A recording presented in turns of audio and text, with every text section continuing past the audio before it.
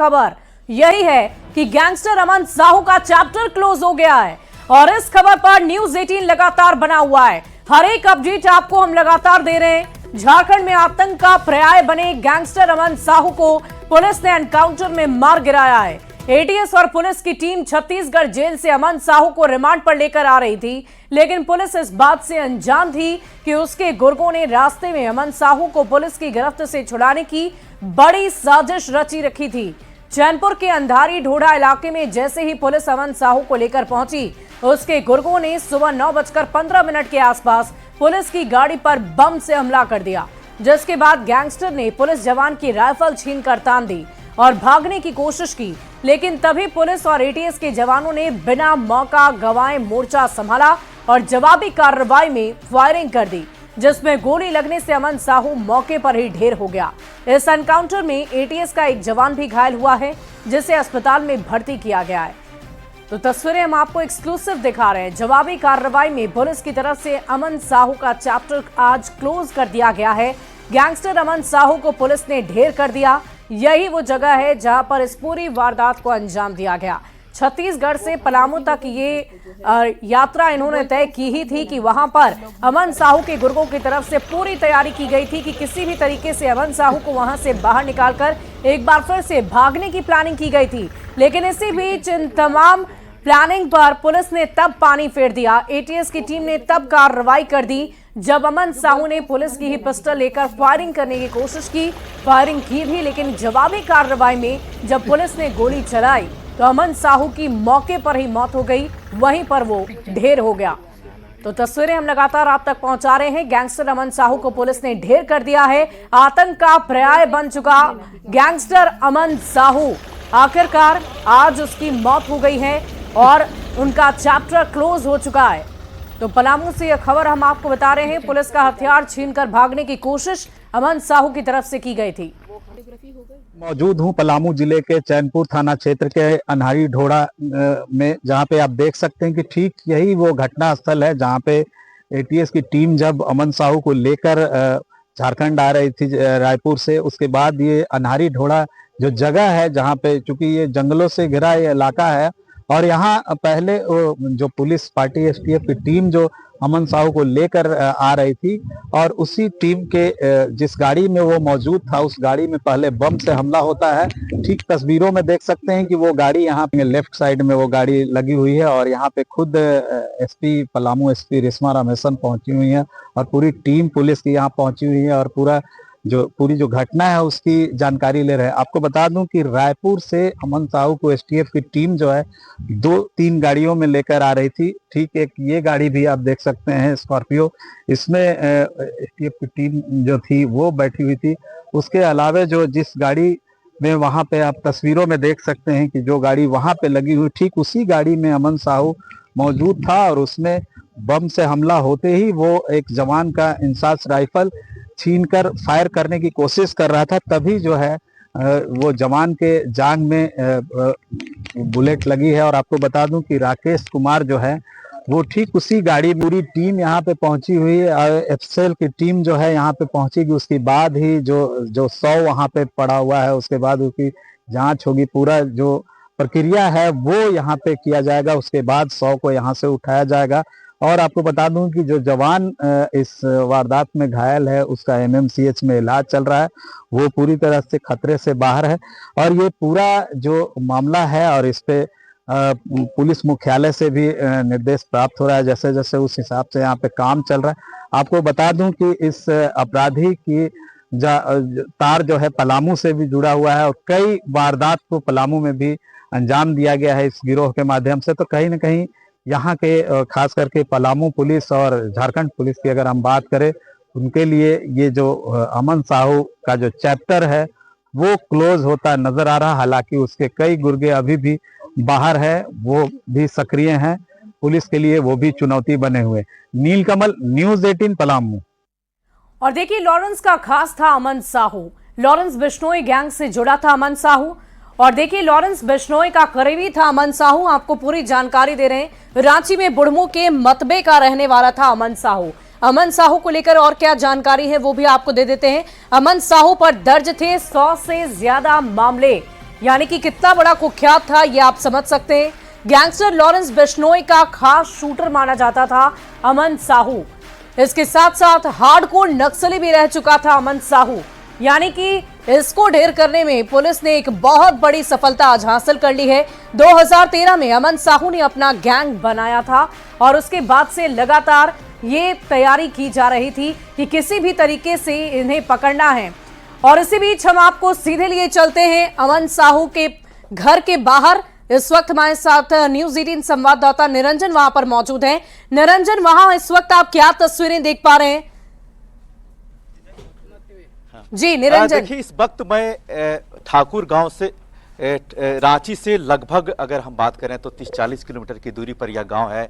और ठाकुर गांव से ये जो आपको गांव दिखा रहा हूं ये मतबे गांव है और ये जो ब्लॉक पड़ता है बुढ़मू ब्लॉक में पड़ता है। और अगर हम बात करें विधानसभा की तो कांके विधानसभा के अंतर आता है। अब हम आपको तस्वीर दिखा रहे हैं टीवी स्क्रीन पर। आप देखें कि ये जो घर है जो नीला कलर का है, आप देखें कि काफ़ी आलीशान घर है। उस घर के आगे एक गाड़ी भी लगी हुई है और ये अमन साहू का घर है। आप देखें कि घर के दरवाजे लगे हुए हैं। इनके जब सुने कि अमन साहू का इनकाउंटर हुआ है तो इनका परिजन यहाँ आना जाना शुरू हुआ है। और गांव में पूरी तरह से देखें तो आपको जो गांव वीरान पड़ी हुई है, कुछ लोग अपने घरों के आगे बैठे हुए हैं। और हम कुछ लोग हैं यहाँ से बात करने की कोशिश करेंगे। इनके आसपास पड़ोसी हैं, हम इनसे जानने की कोशिश करेंगे कि आखिर अमन साहू जो है अमन साहू अपराध की दुनिया में क्यों आया और कब से आया। थोड़ा सा आप इधर आएँ और बताएं। आपका घर इसी जगह है? इधर इसी जगह। क्या नाम है आपका? मेरा नाम सचिंदर प्रसाद साहू है। सचिंदर जी, अमन साहू को आप कैसे जानते हैं? आपके वो गुतिया हैं, क्या है? नहीं, हमारे पड़ोसी हैं। हाँ। रिश्ते में नाती लगते हैं। अच्छा। लग रहा था। हाँ। हाँ। तो ये अपराध की दुनिया में कब से आया है? नहीं, इसको तो पेपर या गांव में माध्यम से हम लोग जानते हैं कि अपराध में ये क्राइम में कब ये आया है, कैसे आया? 8-10 साल से है। 8-10 साल से। 8-10 साल से। हम्म। अच्छा, तो इसके घर में और कौन कौन लोग हैं? अभी इनका मम्मी पापा है। मम्मी पापा और भाई? भाई नहीं है। भाई नहीं है। भाई नहीं है? नहीं। अरे 3 भाई है ना इनका? 3 भाई तो है। 3 और भाई लोग क्या करते हैं? एगो दुबई में इंजीनियरिंग का काम करते हैं। हाँ। और छोटा भाई जेल में है। वो भी क्राइम में है? हाँ, जेल में है। अब क्या से है उसको हमको मालूम नहीं है। तो गांव आता था ये गांव?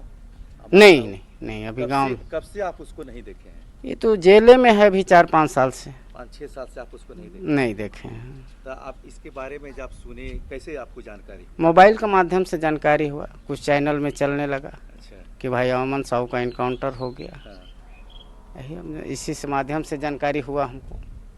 तो और पूरा गांव का लोग भी जाने उसी माध्यम से। तो जब वो अपराध की दुनिया में पैर रखा तो उसकी उम्र उस समय कितनी थी? बहुत कम उम्र था, आप 14-15 बोला साल चाहते का। 14-15 साल का था। हैं? मात्र 14-15 साल से? 15 साल का चलिए उम्र। आपको हम दिखा रहे हैं, आप इधर आइए। ये घर है, आपको मैं नज़दीक लेके चलता हूँ। देखें, यही अमन साहू का यही घर है। और निश्चित तौर पर आज पलामू में पुलिस इनकाउंटर में मुठभेड़ में उसकी मौत हुई है। और ये इस घर में सिर्फ उनके परिजन रहते हैं, मम्मी पापा रहते हैं। और आप देखें कि घर के जो मेन दरवाजे हैं वो लगे हुए हैं। हम कोशिश करेंगे उनके पेरेंट्स से बात करने की। आप देखें कि इधर आइए, इधर आइए।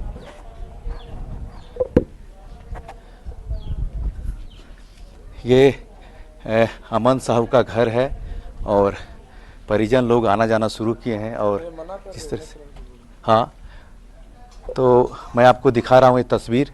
निश्चित तौर पर जैसे ही लोगों को सूचना मिली तो गांव में एक तरह से कहें तो निरंजन, अगर चूंकि आप संभव हो देखें कि सके पूरी तो तरह से जरा ये आप गांव- अंदर जाकर जी। लोगों से बातचीत कर सकते हैं क्या उनके परिजनों को इस बाबत हम बात जानकारी करने मिल की सकी है कोशिश अब तक? करेंगे। जी। हम उनके पेरेंट्स से, उनके मम्मी पापा से, जो पेरेंट्स हैं उनसे बात करने की कोशिश करेंगे। चूँकि अभी कुछ लोग जो हैं इनके परिजन जब सुने हैं कि अमन साहू का इनकाउंटर हुआ है तो निश्चित तौर पर उनके परिजन आना जाना शुरू किए हैं। निरंजन, हम आपके बात करने पीछे की मैं कोशिश बहुत सारी करेंगे महिलाओं को भी कि- आते जाते देख पा रही हूँ, जरा उनसे बातचीत करिए, उनसे जानने की कोशिश जी करिए। जी, ये पूरी देखिए, गांव का जो होता है, आप देखें कि रांची से लगभग 30-40 किलोमीटर गांव है और ठाकुर गांव से जो गांव है वो कच्ची सड़क, पक्की सड़क, दोनों सड़कें यहाँ गांव में के अंदर आती है और सभी समुदाय के लोग यहाँ रहते हैं। और खास करके आप देखें कि जो आपको मैं सीधे टीवी चलिए निरंजन, आपसे फिर जुड़ेंगे और पूरी बातचीत करेंगे, लेकिन इसी बीच हमारे साथ न्यूज 18 संवाददाता संजय सिन्हा भी जुड़े हुए हैं। संजय, आज एटीएस के लिए बहुत बड़ा दिन, पुलिस कर्मियों के लिए बहुत बड़ा दिन, क्योंकि आखिरकार जो आतंक का पर्याय माना जाता रहा है अमन साहू, आज उसकी एक तरह से कहे तो उसकी एनकाउंटर में जान चली गई है। कितनी बड़ी सफलता हम इसे मानेंगे? बिल्कुल बहुत बड़ी सफलता है। जान लीजिए, आपने थोड़ी देर पहले खुद कहा था कि एक अमन साहू का जो चैप्टर है वो क्लोज हो चुका है, लेकिन सियासत का पन्ना खुल चुका है।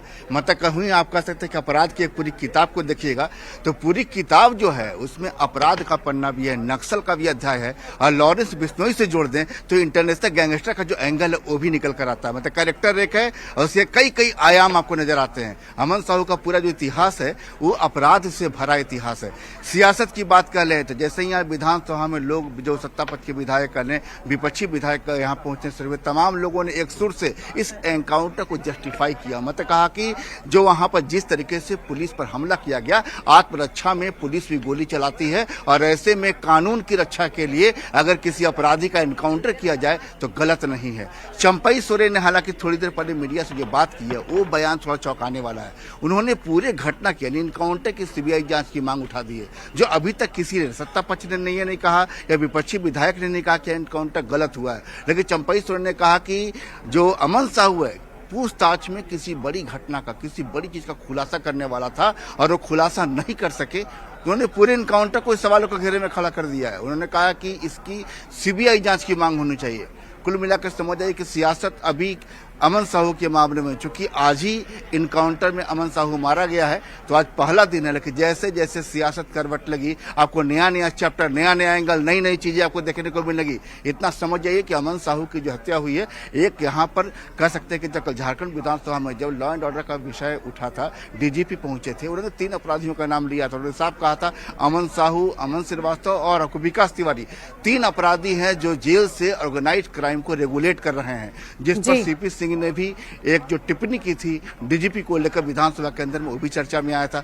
कुल मिलाकर आज सुबह खबर देखिए तो सबसे पहले लोगों की जो आंखें खुलती है वो अमन साहू के इनकाउंटर से खुलती है। आप इतना समझ जाइए कि अमन साहू को लेकर अभी बहुत सारी चीजें सामने आनी है, चूंकि उससे कई गुर्गे बाहर हैं, कई कनेक्शन खंगाले जाएंगे। क्या कुछ सामने आना है ये देखने वाली बात होगी।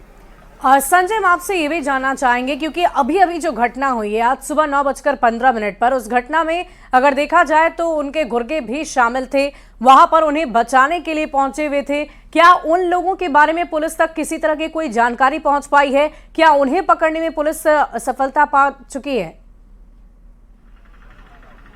देखिए, आपने बहुत अच्छा सवाल पूछा है कि जब वहां से जो कह सकते हैं पुलिस की गाड़ी जो अमन साहू को लेकर गुजर रही थी और पलामू के जिस इलाके में घटना हुई है उस पुलिस पार्टी पर हमला किया जाता है। मैं समझे कि आप बम से हमला करेंगे, जाहिर है कि सब कुछ प्लान्ड वे में था। मतलब को मालूम था कि कितने बजे ये गाड़ी यहाँ गुजरेगी, घात लगा के लोग बैठे थे। अमन साहू भी इसके लिए बिल्कुल तैयार बैठा था, तभी उसने राइफल छीनकर हमला किया उसने। मतलब पूरी तरीके से प्लान्ड वे था। तो ऐसे आप समझ जाइए कि पुलिस की सफलता ही मानेंगे कि पुलिस ने वास्तव में जो कह सकते हैं कि मौके की नजाकत को देखते हुए, आत्मरक्षा का अधिकार सभी को है और पुलिस ने भी उसी अधिकार का इस्तेमाल किया है। और जाहिर है कि अमन साहू को जिस तरीके से, जाहिर है कि रायपुर से रांची लाया जा रहा था रिमांड पर लेकर पूछताछ करने के लिए, तो पूरा जो एक रास्ता, जो कॉरिडोर जो था, वो जाहिर है कि सभी के नजर में होगा। तो ऐसे में अपराधी जो अमन साहू के गुर्गे हैं वो भी इसका इस्तेमाल करना चाह रहे होंगे, किसी भी अमन साहू का क्यों न छुड़ा लिया जाए। तो ऐसे में समझ आइए कि अमन साहू का चैप्टर सिर्फ उसके एनकाउंटर तक सीमित नहीं है, ये वास्तव में कई राज को खोलेगा। और जैसे जैसे अमन साहू के करीबी गुर्गे पकड़े जाएंगे, क्योंकि तार इसके, जैसा मैंने पहले कहा कि अपराधी भी रहा है, संजय अभी भी बहुत सारे तारों को जोड़ना बाकी है, बहुत सारे खुलासे अभी होने बाकी है। लेकिन इस पूरी खबर पर आप दोनों लगातार नजर बनाए रखें। बहुत बहुत शुक्रिया हमारे साथ जुड़ने के लिए। और देखिए, लॉरेंस का ये बहुत ही खास रहा है अमन साहू, और इसी की चर्चा हम बार बार इसलिए कर रहे हैं क्योंकि लॉरेंस बिश्नोई गैंग का सबसे खास शूटर अमन साहू ही था, जिसका आज चैप्टर क्लोज हो गया है। अब आपको ये बता दें कि पुलिस मुठभेड़ में पलामू में मारे गए गैंगस्टर अमन साहू का रामगढ़ के पतरातू से गहरा लगाव रहा है। गैंगस्टर अमन साहू ने यहीं से अपराध की दुनिया में कदम रखा था। और उसी गांव से और अधिक जानकारी दे रहे हैं न्यूज 18 संवाददाता जावेद खान। के कुख्यात गैंगस्टर अमन साहू को पलामू में पुलिस इनकाउंटर में मार गिराया गया है। और इस वक्त मैं जहां खड़ा हूं रामगढ़ के पतरातू थाना क्षेत्र के बिरसा मार्केट में, जहां से अमन साहू की ज़िंदगी की शुरुआत हुई थी। पास के ही रांची जिले के बुणमू के मतवई गांव का निवासी था। अपने पिता के साथ वो पतरातू के बिरसा नगर में इसी मार्केट में यहाँ पहुँचा था और यहाँ पर उसने मोबाइल रिपेयरिंग की दुकान खोली थी। उसके पिता एक होटल भी यहाँ चलाते थे। वर्ष 2013 में उसने पहली बार एक आपराधिक घटना को अंजाम दिया था। पास में ही एक यहाँ पर सीमेंट फैक्ट्री है, वहाँ पर उसने गोलीबारी की थी। उस समय वो अंडर एज था।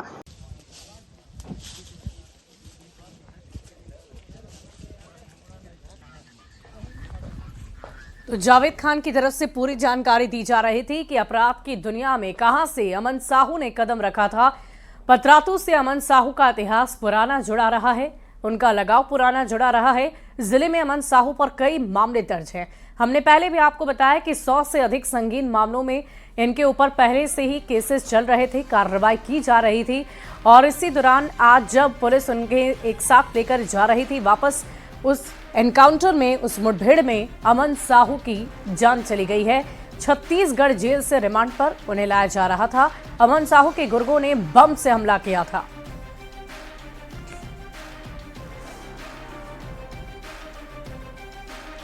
तो लॉरेंस बिश्नोई का खास अमन साहू खल्लास। एनकाउंटर में एक जवान भी जख्मी हो गया है और फिलहाल इस पूरे मामले की बहुत सघनता से जांच पड़ताल की जा रही है।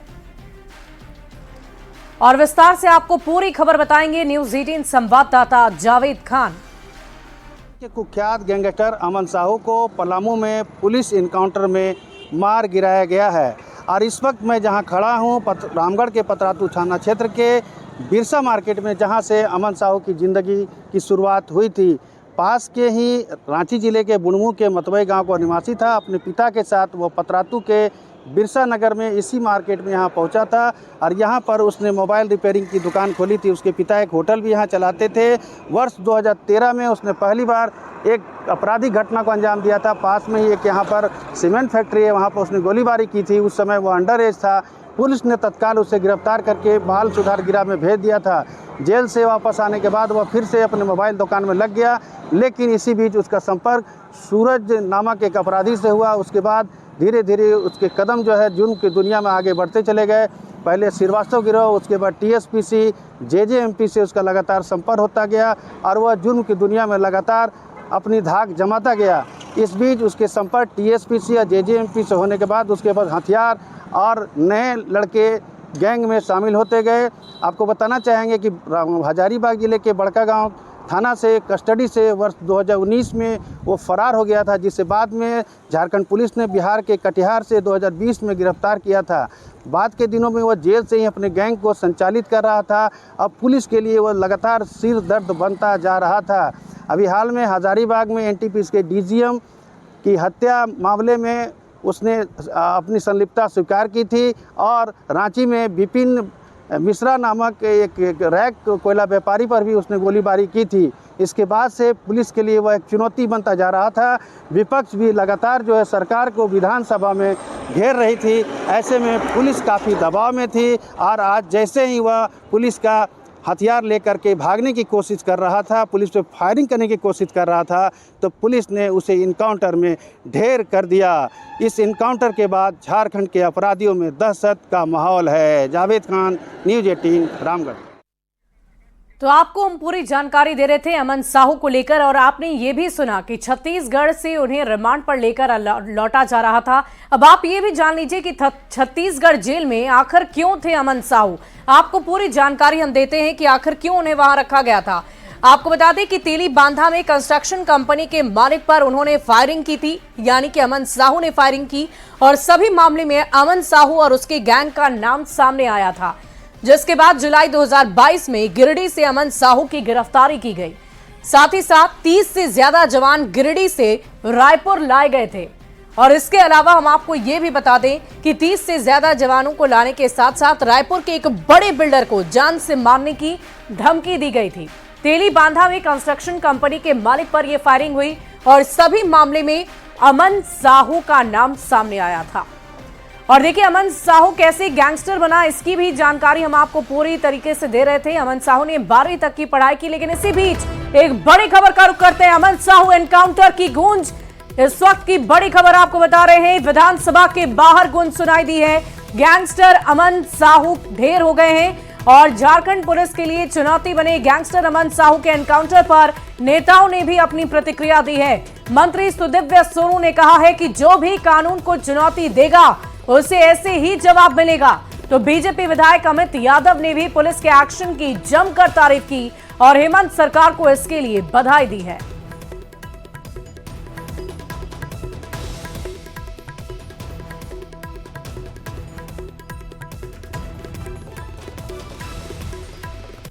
कि विधि व्यवस्था सुदृढ़ रखने की जवाबदेही राज्य सरकार की है और विधि व्यवस्था कंट्रोल में रहनी चाहिए पूरी तरह से। देखिए अपराधी जो होते हैं वो उसका कोई समाज और जात नहीं होता है और प्रशासन पूरा मुस्तैद है। कहीं भी कोई इस तरह की घटना करेगा वो बचेंगे नहीं। मतलब सीधे अब सरकार और प्रशासन जो है एक्शन में आ चुके हैं। सरकार प्रशासन का काम ही है कि विधि व्यवस्था को बनाए रखना। ये लोग सीधे क्रिमिनल ग्रुप से जुड़ा हुआ लोग है और ये लोग बिश्नोई से भी जुड़ा हुआ है। तो वैसे लोगों को अगर खात्मा कर रही है हेमंत सरकार तो ये बहुत बड़ी बात है। आज तक तो योगी किया था, अब ये लोग भी शुरू कर दिया। और इसी बीच बड़ी खबर का रुख करेंगे। चंपाई सोरेन का बड़ा बयान आया है। अमन साहू के एनकाउंटर पर दिया बड़ा बयान। कोई बड़ा खुलासा होने वाला था, खुलासे को दबाने के लिए एनकाउंटर, पूछताछ में हो सकता था बड़ा खुलासा। एनकाउंटर की हो सीबीआई जांच, चंपाई सोरेन की तरफ से ये बड़ा बयान सामने आया है। 1 महीने में करेंगे बड़ा खुलासा, चंपाई ने यह भी कहा है। तो इस वक्त की बड़ी खबर आपको बता रहे हैं। लगातार सियासी गलियारों से भी प्रतिक्रियाएं सामने आ रही है और इसी बीच यहां रुकेंगे एक छोटे से ब्रेक के लिए। खबरें लगातार जारी है।